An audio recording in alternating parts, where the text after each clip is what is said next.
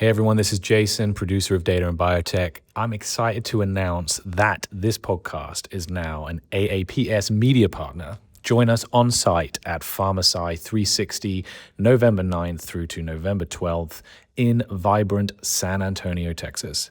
We'll be interviewing leading scientists about the data trends that span the pharmaceutical development and manufacturing spectrum. Data and Biotech thanks AAPS for this opportunity to share emerging science with the global pharmaceutical community. Large language models let you work with texts like scientific literature in a way that was previously not possible. Think of it a bit like a building. When you're building a building, you have the scaffolding around it, and then you need the scaffolding to help the model get to the right answer. But we shouldn't be precious about the scaffolding we're building. Welcome to Data and Biotech, a podcast from Cordi where we explore how companies leverage data to drive innovation in life sciences. Every 2 weeks, we sit down with an expert from the world of biotechnology to understand how they're using data science to solve technical challenges, streamline operations, and further innovation in their business. Here we go. Alex Telford and Ahmed, welcome to the Data and Biotech podcast. Great to be here. Thank you for having us. Awesome. Well, just to get us started, would you mind introducing us to each of you and giving us an overview of the work that you're doing? Sure, I'll go first. So Alex Telford, one of the founders here at Convoke. My background's in life sciences consulting.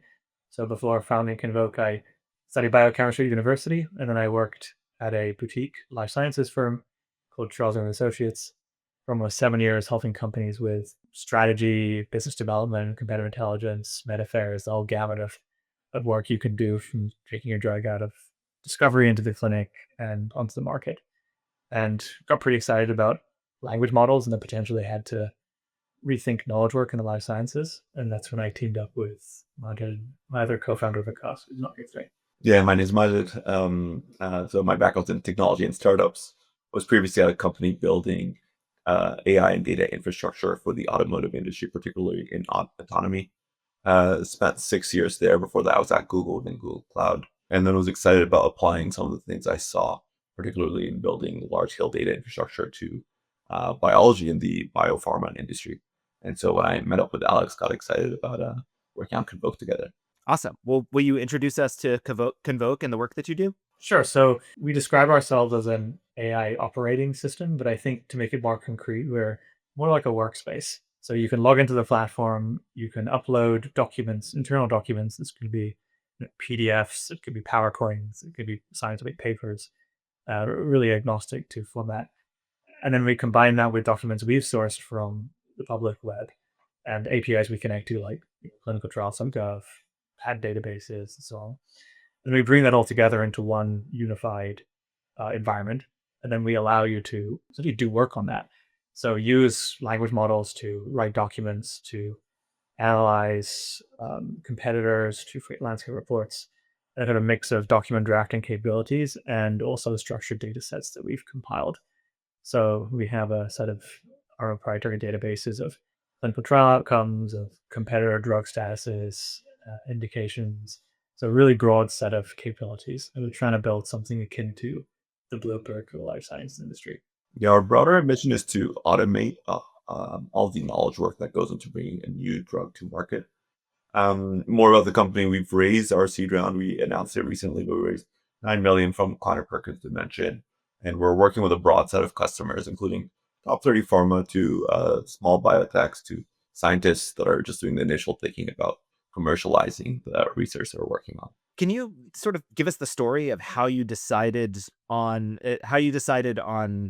this particular approach to using language models in the biotech space, or how did you determine what use cases you were going to go after and how you were going to attack those? Yeah, so when I was in consulting, I felt like my teams were spending an inordinate amount of time just pulling information from one source or another, integrating it together before you could even start on thinking about getting to insights or informing a decision. And it seemed like there had to be a better way than going to clinical trials to get the latest trials and going to competitor websites and then pulling some patents from a different source and integrating with things you might find on Alphasets or Clarivate. And we'd spend maybe 50 to 80% of the time on doing this analysis on just collecting data and munching it together and doing the manual entity resolution between indication names and drug names. And we did this for every customer we had. So every biotech company, a pharma company, goes through the same development process, regulatory process to get their drug approved. So there's lots of similarities in types of questions that companies are asking, the analysis they need to do to inform a decision. And I just felt like we have this huge amount of manual work that goes into informing any decision that felt extremely inefficient, plus this very like common set of analyses or work products that need to be created for each customer. And there was never a solution until there's never any way to build software around this until language models started to get more capable, and you could actually build these flexible tools to both collect data and structure data, but also to generate outputs directly. And you could build this whole end-to-end process going from data to deliverable. Yeah, and that's what got me excited about moving out from consulting into the tech space. Yeah, and Majid, coming from an outsider's perspective, how did you look at this problem in a unique way, or what did you feel like you could bring to the table in terms of attacking this set of use cases differently than other organizations were attacking it? Yeah, I mean, I think as I was learning about the industry and about biotech more broadly, I mean, a lot of that was reading Alex's blog, reading other resources out there. The two things that were really interesting to me, one was in autonomy development, we saw very clearly the players that became the most advanced build this integrated data feedback loop where they were able to take the data they were generating from their simulation testing, in silico testing, from their labs, both vehicle in the loop, hardware in the loop labs, and from their commercial fleet, the actual customer vehicles that are on the road, and take all of that data and feed it back automatically into a next iteration of the models and the software that is then rolled out to vehicles automatically. And it was very clear the same thing was happening in biology and biopharma development broadly, where you want to take your in silico testing data, your wet lab data, your animal model data, clinical testing, real world data, and use that in an automated fashion to move from a linear development process into an iterative development process for your therapies.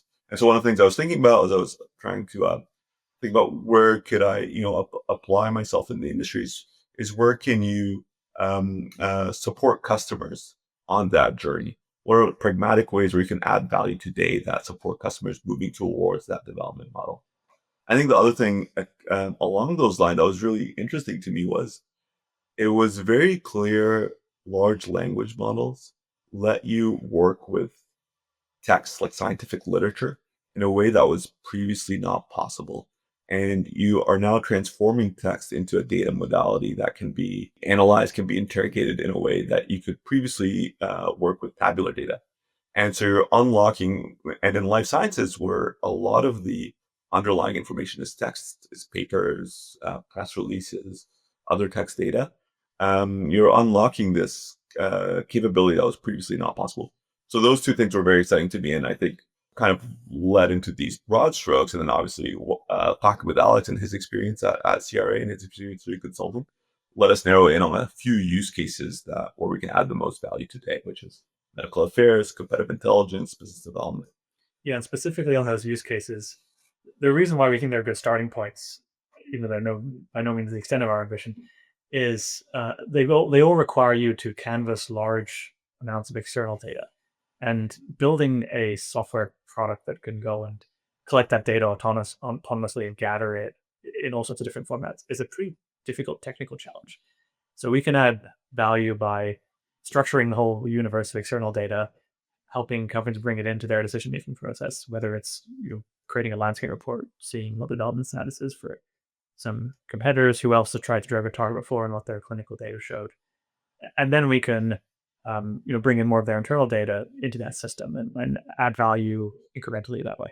Yeah, that makes a lot. That makes a lot of sense, and I'm just trying to. I'm trying to visualize, for those use cases, for the market intelligence, the competitive intelligence, the document generation, the types of questions that customers are asking, where they need to gather this external data and then layer it on top of their internal data. So that all makes sense. But then looking at like moving from the linear feedback loop to sort of that iterative feedback loop that you're talking about, Majid, how does Convoke facilitate, making those processes more iterative?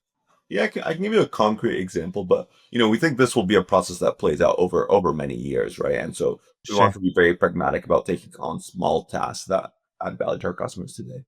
So one concrete example is improving study design. So for being able to do trial design in a way where you're looking at all of the historical data that has been previously published for within a specific disease area or an indication, and using that to make quantified decisions on how can I design my trial to give me readouts that give me all of the sufficient information I need at the lowest cost possible while giving me the highest PTRS, probability of technical regulatory success. Our customers are able to do that in a bit more of a quantified fashion rather than doing it based on experts that are going off of instinct and what they've seen previously. Yeah, I think one thing that's interesting about the models is you can now collect data and structure data much more cheaply than you could before. I mean, it's still relatively expensive to go and get a language model to, say, process everything you can find on PubMed, but it's actually feasible for a company with our budget to do that. Whereas if you paid a consulting firm to do that, it would be tens and it'd be hundreds of millions of dollars to create that data set. So because you can create these new data sets, you can ask questions more cheaply that you would never be worth asking before. Like I could ask things like, what's the correlation between ALT elevations and nausea in every phase 3 psoriasis trial? Like that's maybe not a very interesting question. You wouldn't want to pay a lot of money to run that analysis. But because the data is already structured, you can now run that analysis in a few clicks. So because you can ask questions that would be too expensive to ask before, you can hopefully we think find new insights. Yeah, interesting. And I want to open the hood and get into the technical details of sort of how Convoke processes a question like that. But I'm just curious, in addition to what you were saying about like maximizing the effectiveness of trials or minimizing it and minimizing the cost or improving the practical executability of a given protocol. Are there particular use cases, questions that you envision customers will ask that you're already seeing over and over, or that you expect to see over and over? Yeah, we're seeing a few questions. So one is, as Alex mentioned, understanding for a particular set of studies, maybe for a disease area, what are all the clinical outcomes, biomarker, safety issues that have been reported, and are there correlations in that data across different timeframes? That can be an interesting analysis for many downstream questions and decisions that you would need to make. We're also seeing repeated questions around exploring targets.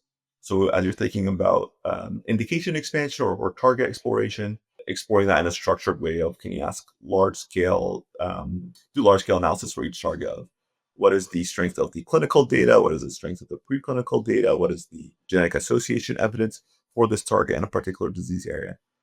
Yeah, those are some things we're seeing repeated pretty regularly. Yeah, one question we worked on recently to give a concrete example is, are there opportunities for us to run shorter trials in certain indications? And if you can run a trial that's can show efficacy at an 8-week time point as opposed to a 12-week time point, then that could be a significant cost saving or acceleration to the whole new program.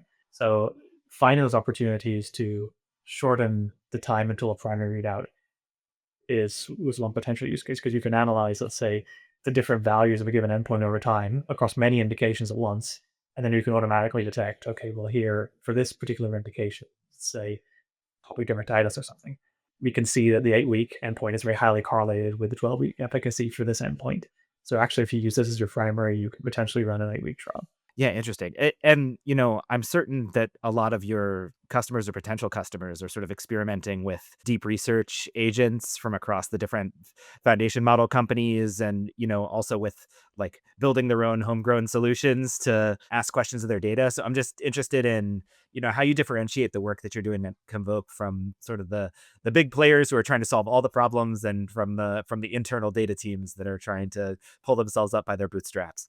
Yeah, one of the big technical investments that we've made upfront that we think is leading to differentiation in the outputs we're generating is we built this large scale semantic layer over the industry. So for every document that we're processing, every document that we've sourced, that we've put into the system, we are using language models to transform it into a structured format. So for example, for a study, we're interested in what are all the different arms of the study or other subgroups. Within those, all number of different results were reported, or the efficacy measures that were reported, with the safety measures of the biomarkers, and so on. And so for each of those entities that were mentioned, we then want to tag it within our broader semantic map. And that way, when a user comes in and kicks off a task, so kicks off, for example, I want to see a landscape for non-small cell lung cancer, the agent can use this semantic map to quickly find the thousands of documents that are relevant for answering that question and do a comprehensive review of all of those documents. That's something that's fairly different from how a deep research would approach that problem. A deep research type agent would kick off a few searches, usually in the web, pull in the right a sample of the right public documents, and then use that to create its output. So oftentimes the output can be high quality, but it really lacks comprehensiveness. Yeah, so if I'm understanding correctly, you're doing all of this back end work to like create a knowledge graph or a semantic layer, a series of indexes that allow you to understand sort of the relationships between the different documents that you're searching and between the entities that are discussed in those documents. And, sort of at query time, that enables you to pull in the most relevant information that is grounded in the domain that the your customers are used to. And so when they use a word like protocol, it's not sort of in the general term. It's in the specific term that you would find inside of a clinical trial. And that, as a result of bringing in that richer information or more relevant information, you're able to give better answers or generate better documents that are relevant to your customers' needs. Am I thinking about that right? Or, how would you add on top of what I just said? Yeah, I think that's the right way to think about it. And, in principle, it's a difference between pre-processing and doing everything at, on demand. And in principle, you could have a deep research agent do everything on demand every time, but it's going to be very expensive and Right. it's going to take a long time and it may make mistakes.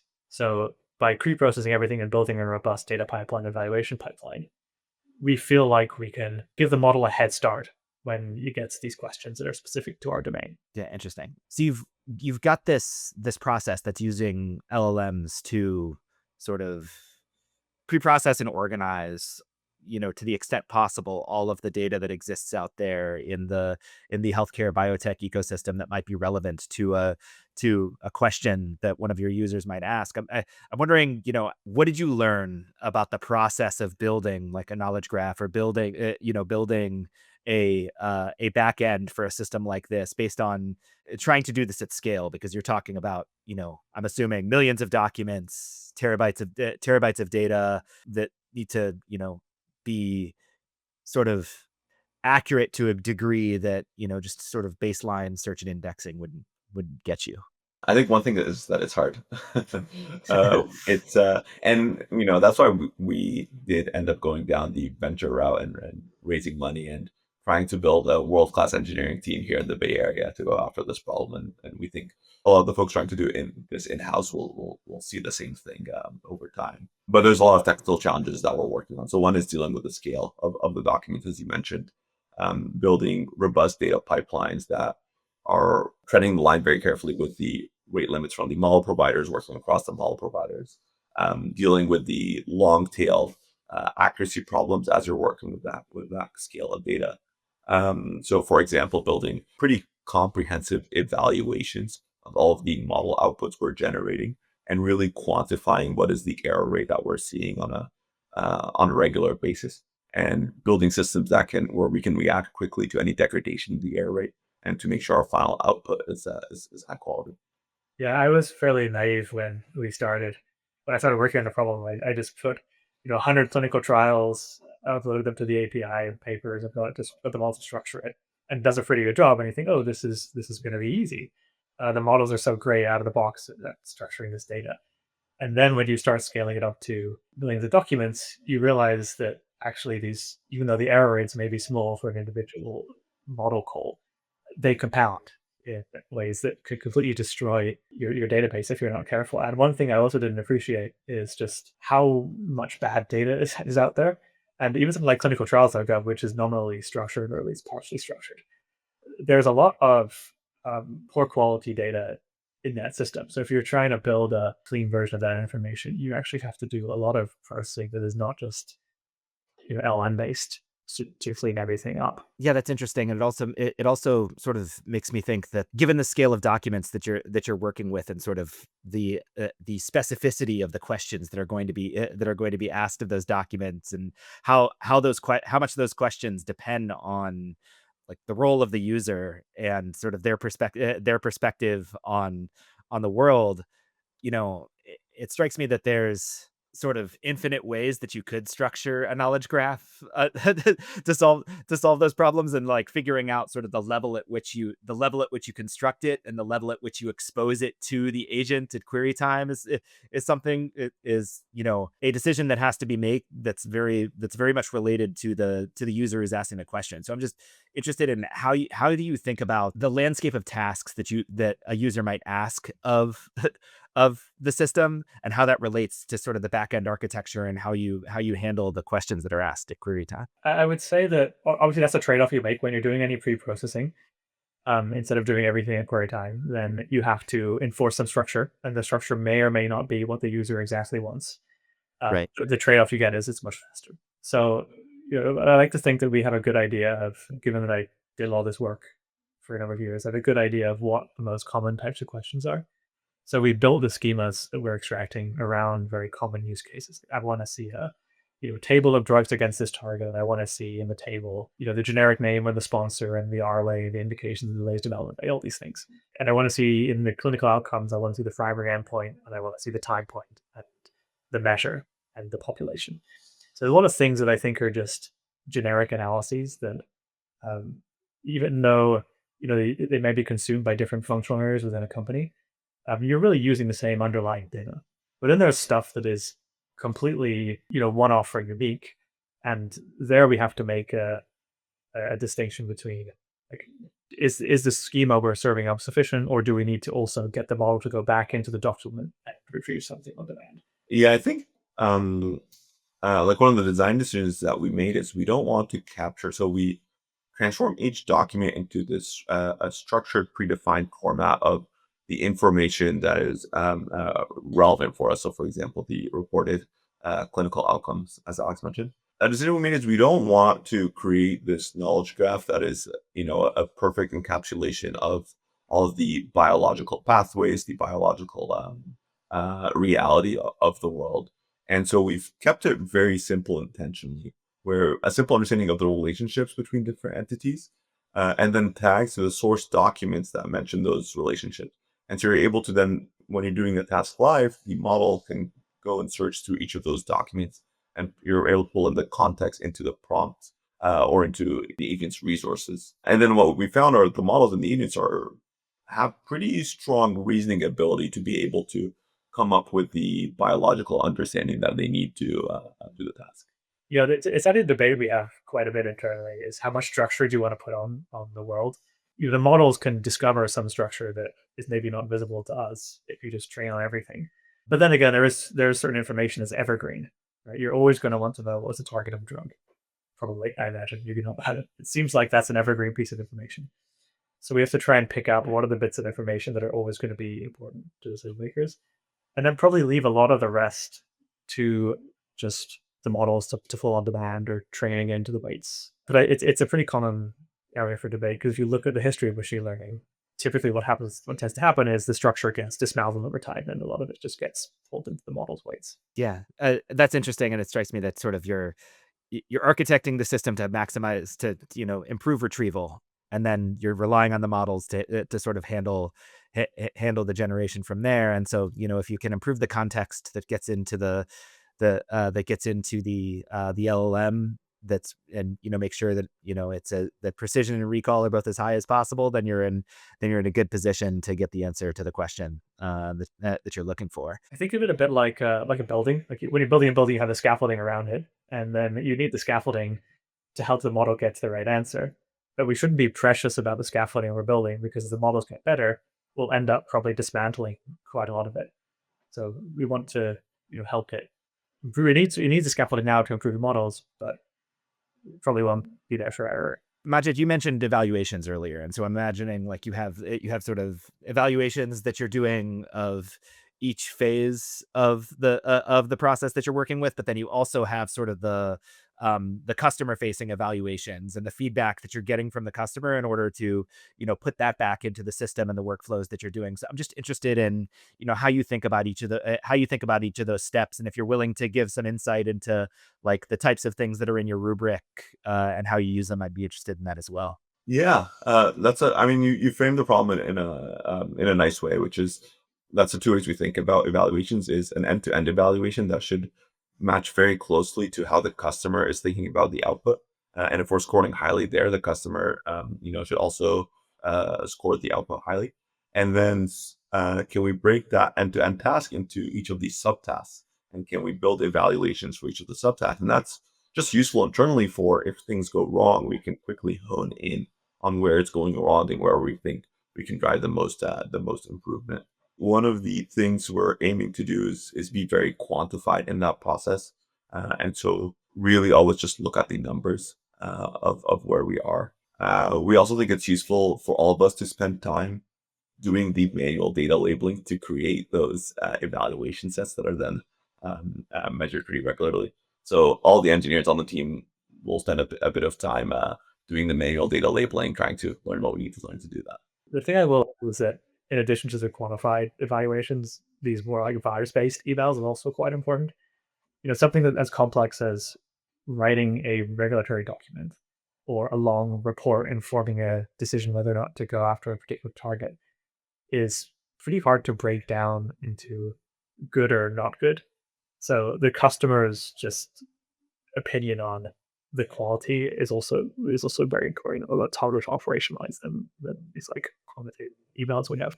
Is there an aspect of your front end interface that's sort of like gathering that feedback for you? And if so, like what are the components of that? Exactly. Yeah. So it's fairly simple in the product. You can, highlight a piece of text, throw in your feedback. For other non-text outputs, we have feedback buttons as well, and that all feeds into an automated system where we're collecting that. We're seeing how the output was generated, and we're trying to see if there was hallucination, for example, what was the cause of that, and incorporate into our eval set.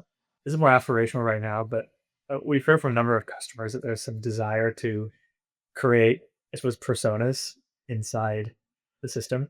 So if I want to write a document and have a document critique me as if it's the German payer that I'm going to be pitching in a few months, then how can I give feedback into the system so the persona that the model inhabits is some useful stakeholder? I think we were still thinking through how to actually build it into the product, but it's an interesting idea for like how these systems will evolve to have many different personas and characters that you can work with almost like an army of colleagues. Yeah, that's really interesting, and it strikes me that there's a form of feedback that I hadn't considered yet, which is feedback from your system to your customer or to your end user about the output that was generated, and like ways that they might not even have considered that it is insufficient to sort of like enable them to utilize Convoke to make it even better for example, the German payer. Am I thinking about that right, or yeah? Is that where that goes? I think the way some customers are using it is, let's say I'm writing a regulatory document or I'm writing maybe a piece of material is going to go out externally. So some communications to say, okay, well, normally that would have to go through a process of something like medical legal review or another review process internally. And actually what can be quite helpful is because this process can be really lengthy, you have to coordinate with many different internal stakeholders, is you can actually do a lot of the initial iteration, just one person working with the model, get the model to critique my document for the robustness of all the claims I'm making, give feedback, and then I can make a really robust document. And by the time it goes for internal review, you actually already have a very robust document and doesn't have to circulate around the organization endlessly. You can get quick sign off. Yeah, interesting. I want to ask sort of one more question on evals, and then I'll move on to some of the other technical stuff I'm interested in hearing from you all. Given that the outputs that you're producing are, the sorts of outputs that need to be evaluated by domain experts, and even the domain experts, to the point you just made, Alex, like need a model to tell them where their blind spots are with regard to the other stakeholders inside their own organization. How do you think about sort of the human aided evaluation process that happens inside your four walls, where you're like constructing your evaluation set for end-to-end testing, and also trying to reflect the domain expertise that it's, hard to expect a software engineer to be able to take on. Yeah, well, we do have a team of experts, including Alex and others that are formerly life science consultants, PhDs that are taking on the evals where you really do need that expertise. So the end-to-end evals, manual review of the final data sets that are generated to find the things where, okay, the subtasks, they all performed well, but actually it led to this overall failure for some other reason outside of the subtasks. So that's something we're continuing to invest in. We're actually spending a lot of our time on building really good tooling for them. So you're able to have the experts review the data pretty quickly, add in annotations pretty quickly, and that's all fed into the system for automated improvements. Yeah, I'll also add that it's important for us as a company to be used of our own product. That's always important, but I think it's especially important with language model-based products because we don't actually know what the capabilities of language models are. We're continually discovering them. So, we need to test the boundaries of the system and see where the failure cases are and where the success cases are, and hopefully we find the failure case before our users do, so we can build the scaffolding around that. And then when they go try out that use case, then it'll be successful. But it's a pretty interesting dynamic where it's not like traditional software. We don't know everything the models are good at yet. We don't know everything they're bad at yet, and it's changing all the time. Yeah, it's so interesting that, like with traditional product companies who do traditional software, obviously you have like usability testers who are going through your website all the time and testing the front end, but now you have sort of these intelligence and text-based outputs that require, it's like usability testers that have the requisite intelligence background, domain expertise in order to really help you improve a system like the one you've designed. Obviously, as you're going through the development of this platform, you've got, a variety of technical hurdles that you can come up. We've talked a lot about, accuracy evaluation of avoiding hallucinations, but there's also, latency, throughput, cost. So I'm just curious, were there any of these challenges that were particularly difficult? And if so, how'd you go about solving them? Like one continuing challenge is working at scale. So being able to ask a new question, process millions of documents, create the right outputs to answer that question quickly. So a few components of that is, the job management to run these jobs at scale, having the right infrastructure components to work with that. So making sure you're not building any bottlenecks in the system. Now that we're relying on these frontier model providers being able to work with their systems while understanding when they have capacity and building that into our code. So those things we've invested a lot in, and we'll continue to work on.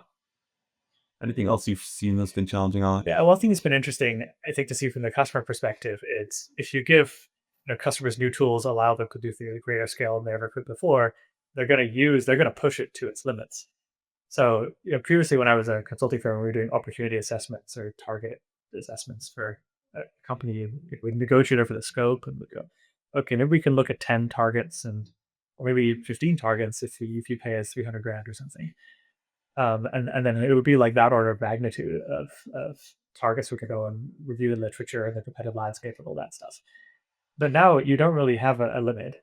So we had a project recently with a customer where when we kicked it off, we were thinking, okay, can we look at maybe 50 targets or 100 targets? And eventually they realized that they could actually look at every target and go run that at scale. But now the problem is that they've generated so much analysis, they have no way to read it all.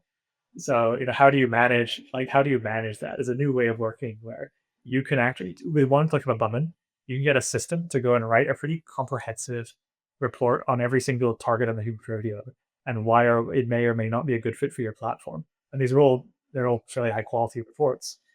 But then how to use that information. The system is not, like the company cannot churn through that information yet. So you need to build systems upon systems to deal with the amount of the volume of work you can produce. Yeah, that's so interesting. And that, like when you're operating at that scale of information, even like the vibes-based evaluation, like is insufficient because, the human being can't even pick up a vibe on hundreds or thousands of hundreds or thousands of pages, of an analysis like that. So yeah, but you're unlocking the ability to ask questions that they never would have thought to ask, but also enabling to ask questions that even if you give them the answer, they don't even have the capacity to consume. Yeah, so you need to build new systems, new interfaces that help them consume that information and distill it down, because no one's going to read, a million reports, even if you go and assign all these agents to go and look at every target in extensive detail. You as a decision maker, you need a way to distill that information. Yeah. So I mean, given that that's the case, how do you think about like quantifying the value or selling the value of what you're able to do to existing and potential clients, or is it really just try us and you'll see how much more efficient you could be, that sort of thing? Yeah, I mean, there's some clear cases where we're saving time, we're reducing spend that they would have put into a consulting company, where the value is clear. But we do think in the cases where you're looking at every possible target, that's harder to quantify, right? You're creating new opportunities that previously didn't exist. And in those cases, we want to create that value for customers and we want them to work with us. And we're trying to build a long-term relationship where they can play around with the product, start seeing that value, and over time, both of us capturing a piece of it. Yeah, I asked one of our customers, who's a platform biotech, um, how they see the value of the product we're building, and it wasn't about time saving, even though that's where you can get advantage. It was about more like if you have a platform, a really broad platform that can um, go after many different targets, target many different tissues of the body, your decision space is very large, and you can't look at it as a human. So actually, the value you gets from a platform like ours is, I can canvas the entire decision space, and I feel comfortable that I'm not missing the mountain of gold, over the hill because I sent something over there to go and look for it. So that's the value is. It's really like you're finding the opportunity for massive upside, and it's less about I'm saving some time. Although that is nice. Yeah, no, that's really interesting, and it's interesting to think about it as sort of able to find the global optimum inside of this unstructured data space that you're operating in, rather than settling for whatever local optimum you would have had to find if you were limited in the amount of space that you could explore in that landscape. Yeah, but it's the same thing for I'm writing a regulatory document, right? I could generate 50 variants of a document. I can find the globally optimal version of that document, and I can get the models to critique it until it's perfect, which is something that you can't spend that much intelligence or just human labor on some of these tasks, where now you can. Yeah, interesting. So my understanding is also that your customers can sort of bring their own data to the platform and layer it on top of all the external data that you've gathered for accomplishing these goals. So I would just love to hear from you. How do you structure the system to make sure that the security and sanctity of your customers' data is there, but also that you're able to generate all of the insights that are needed for the customer on top of that data, and that sort of the insights from that data aren't like leaking into the evals or into the system later on. Yeah, that's a good question. So we build the system from the ground up where we can, it can be taken, it can be deployed to the customer infrastructure. So some customers choose to do that, and so they're using it in a completely isolated environment where they're feeding in their own data, and they own it and manage that infrastructure. That being said, though, a lot of customers do use our shared multi-tenant subscription offering as well. And we're very careful in that, in having the right safeguards in place or isolation in place for all the data that we take from them, and having good processes internally for how we access that data when we're looking at it for debugging. We don't take it lightly that we're working with our customers' most sensitive IPs, and we're trying to build a company culture that really takes that to heart.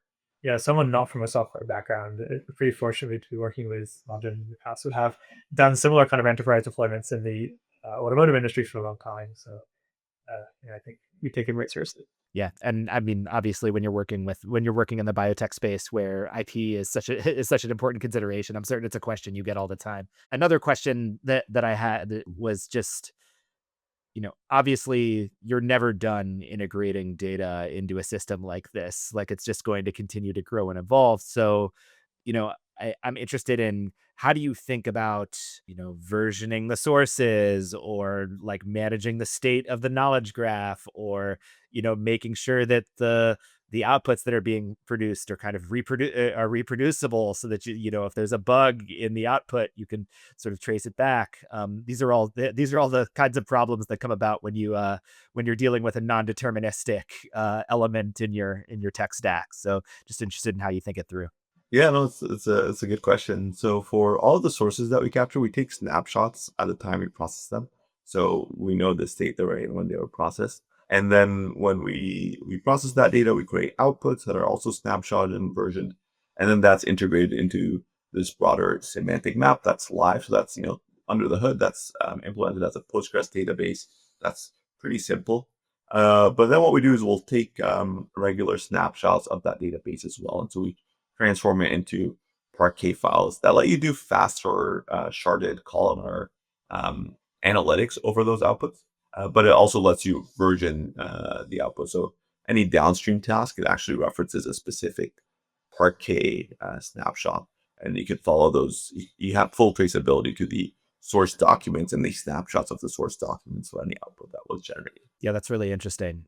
And also just like the emergence of tools that allow you to query Parquet as snapshots in that way is I'm certain like an enabling factor in that. But that's great. So what have been the biggest challenges in convincing biotech teams to trust the AI-driven insights that are coming out of the Convoke platform? Yeah, I think the main thing is you're moving from a world where you know the person who is doing the work and you can watch them doing the work and you can ask them about it in a conversation on a Zoom call afterwards, to a world where you have all these background agents, for lack of a better word, doing a lot of the work to gather the information, structure it, and write the reports. And language models are not like humans. They're spun up for a task and then they're effectively spun down again. They don't maintain context or state between prompts. So you can't really ask them why they did something in a certain way. And if you could, they wouldn't give you an answer that was reasonable anyway. So that's the main thing, is just how can I build this? How can I trust this system is doing something in a way where I can believe the outputs. I believe the right process was followed. I think this is still like building trust is an ongoing process, and I don't think we've completely nailed it yet. But the way we're approaching it is by building systems that give visibility into what the models are doing and controllability of what the models are doing. So if you have a multi-step process where the language model is going to do something more agentic, it will do a series of tool calls and search each med and write and iterate on it. Then getting visibility into what process it did and where it got the data from, and traceability to all the sources has been important. And then I would just say, just as the users use the models more, they do get a better sense of where these systems are weak and where they're powerful, and they can integrate it more into their daily workflow. But I think change management is difficult when you're starting from using an entirely new technology that people have not been used to working with yet, and it's just going to take time for everyone to integrate language models into their work. Do you feel like you need to put a label on the outputs that you're providing to people, sort of like communicate the uncertainty or the limitations of the approach or the models so that they can, better consume the information? Or do you feel like it's kind of common knowledge that, LLM based outputs require being double checked by humans? Well, we try to be upfront with where we think the system is strong and where it's still under development. But actually, a part of why we think a company like ours makes sense is you can build in those guardrails into the product experience. So we can expose functions to the user where maybe there's a button that they press, and that button behind the scenes is a prompt to a language model that takes also process. But they're not inputting prompt. So a lot of the variability and quality you get is in variability in what context you feed into the model and how you prompt the model. So if we can control those aspects, you can get a more reliable, consistent experience versus if you're just interacting through a text interface. So I think just exposing the users to ways of working, interfaces that constrain how you use the model in use cases, that can get around a lot of those issues. Yeah, I'll add to that as well. one of the features we have in our document generation product is the ability to then iterate with the model on improving the document. So you're reading the document within the product, or leaving comments, and then the model will go out and work on those comments. So that's something that some customers really like, compared to using a deep research where it just creates the output and it's one and done. You can't do much with it. Our users are iterating with the product before then disseminating it widely within the organization. Yeah, interesting. So they can see the intermediate outputs and then sort of respond to the intermediate outputs to like guide the agents to go back in the right direction.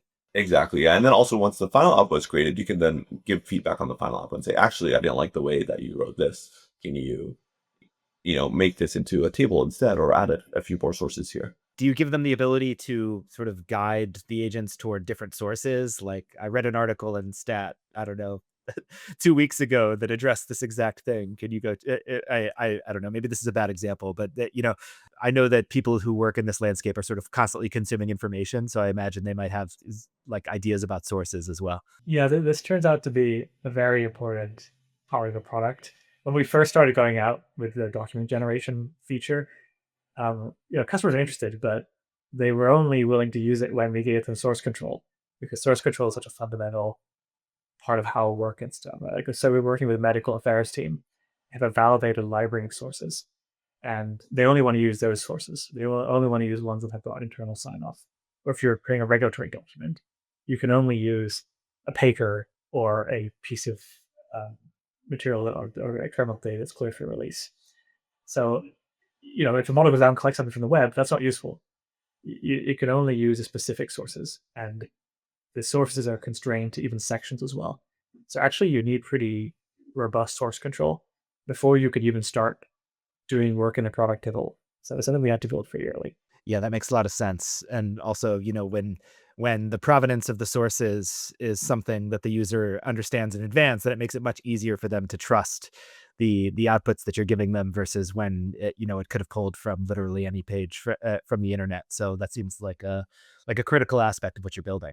Even though we spend a lot of time gathering information on the internet, that's just such a small piece of the information that's in the world and usable. So much more of it is internal knowledge, and that can be documents, but also internal context. It's not necessarily encoded in a format that's easy to access for the model. So we need to find ways to get all that information efficiently into the system.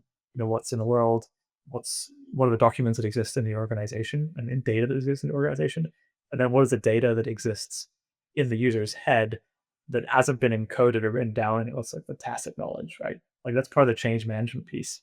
I know that Greg in regulatory knows how to write a document in the format that I like it. How do I communicate that shared knowledge between me and Greg, now between like me and the language model? We need new systems for that.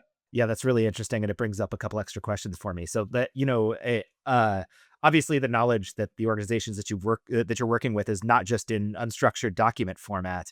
It also exists in spreadsheets. It also exists in databases. It exists in FASTA files. It exists, in a variety of different places. Are you all integrating that more structured information in the variety of formats that it's there, or is that something that you think will be valuable, or for now, are you sort of selecting use cases where like the unstructured information is sort of the the best path for Convoke to drive value? Yeah, we have integrated structured data as well, including Excels. We've actually been pleasantly surprised at how well the models perform with tabular data as an input interspersed with unstructured text data. We have not done much on raw experimental lab sensor data.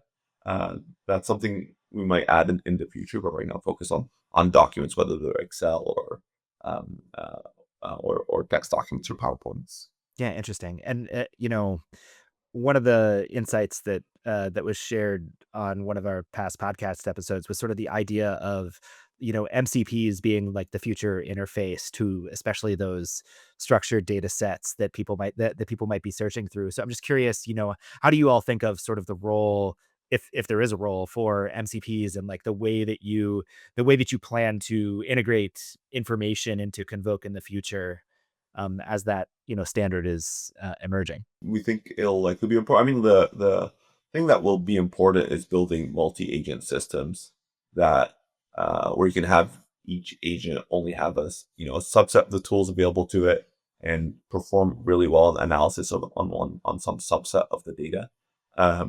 And then the whether it's MCP or another communication format between the agents working well and working reliably in a way that can be tested.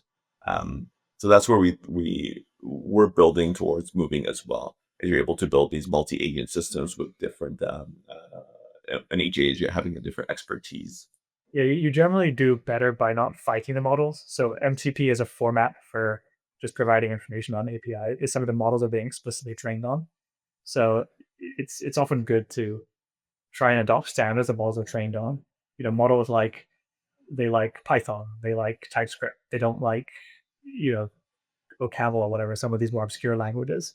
So generally, if you want to use language models, you get more benefits out of the stuff. So this more represent their training data.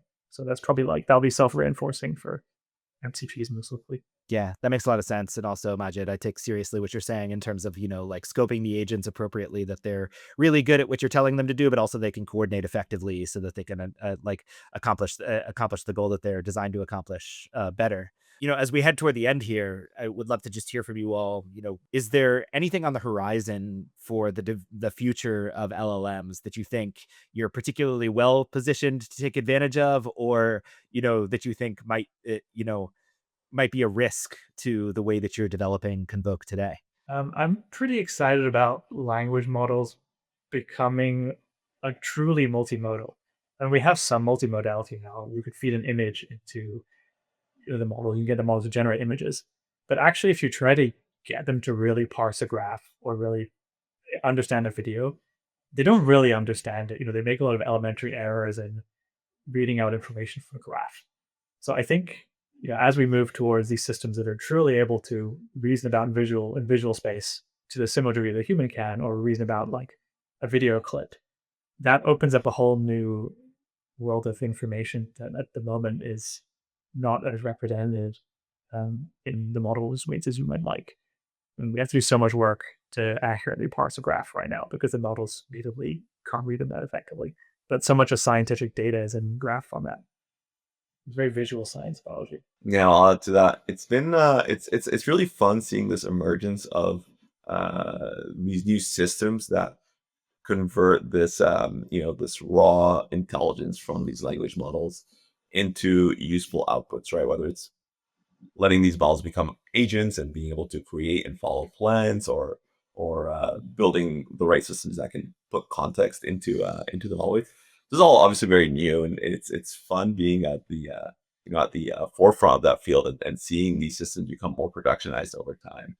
And I think we're going to be in a good position as the best systems become available, whether it's from academia, open source, or commercial systems, being able to implement them specifically for our customers and specifically for the domain. Awesome. As the future unfolds and Convoke continues to do what you're doing, creating this iterative feedback loop rather than the linear feedback loop or the linear feedback line that has existed previously. Is there anything in biotech that you expect to sort of fundamentally change from interacting with tools like Convoke? Yeah, I think we'll probably move from making this decisions on a scheduled cadence. I'm going to have my portfolio review meeting every 6 months or every year or something, or we're going to do a big target landscape refresh every 6 months. Because you can actually do a lot of the input work continuously and cheaply and easily and autonomously, I think you'll move to much more continuous decision making about things like how you can structure a portfolio and whether or not to advance an asset. I mean, obviously, once a trial is running, you can't just so some things are set in stone and have to run their course. But there's a lot of things that can be moved to more on-demand, on-time decision making. Like, how do we respond to a competitor data? A new target some information about a new target comes out either from a clinical trial or in the literature. Can we really jump on that and let's really generate a new TPP and a investigation plan and submit everything and just get it rolling in hours instead of months. Yeah, and to add to that, I think study design will be particularly impacted by a move to a more data-driven world. And so every aspect of your study design will be backed up by pretty rigorous data that shows, hey, this is the best decision for us for our platform, forcing the reading out the right data at the end of this. Yeah, it's like a financialization or money ballification with the industry. Yeah, interesting. And what occurred to me as I heard you talking was that sort of the arrival of new information being the trigger for refreshes of questions that we've asked before or questions we might like to ask. And sort of like the pervasiveness of intelligence means that you don't have to have a human think of a question in order to have that question asked. If you know in advance that when the result of this experiment becomes available, you're going to want to ask a series of questions that can all just happen for you, and then you can review it on your timeline versus having to know that the new data exists and then ask those questions. Yeah, you can think of processes or workflows that are done emergently by an organization as code now. So these things could just happen. Like organizations can be like effectively computational systems. Yeah, very interesting. As we head toward the end, are there anything we missed? Any final thoughts you want to share? I'll add that I'm sure there's many software engineers listening to your podcast as I was curious about a move to biology. So feel free to reach out. Feel free to happy to share more about what we're building and what we're up to. We're looking to grow our team pretty significantly over the next few months. Awesome. And where can listeners go if they want to learn more about you and your work at Convoke? The website's convoke.bio. You can find us on LinkedIn, Twitter as well. Yeah, thanks for the time. Fantastic. Well, Alex, Majid, it's been a pleasure talking with you and look forward to connecting down the line. Yeah, thanks for having us. And that's it for this episode of Data in Biotech. If you enjoyed the episode, please subscribe, rate, or leave a review in your podcast platform of choice. See you next time.